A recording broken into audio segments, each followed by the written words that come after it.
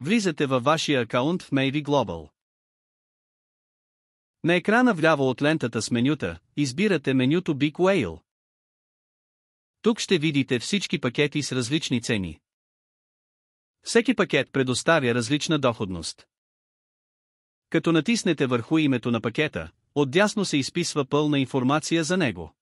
За покупка на пакет, натискате избор на пакет и ви излиза информация за годишна такса за бак-офис за една година от $49, за 3 години от $99 и за 5 години от $149. Под годишните такси е пакета, който сте избрали да купите. Избирате годишна такса за една година от $49 и натискате на синия бутон за плащане на пакета и годишната такса. След това натискате бутона плащане с USDT и следващата стъпка е да избере мрежата за плащане. Излизат 3 мрежи. Избирате например мрежата на Tron TRC20 и слагате отметка, че сте съгласни. Излиза ви информация за общата сума на пакета и годишната такса.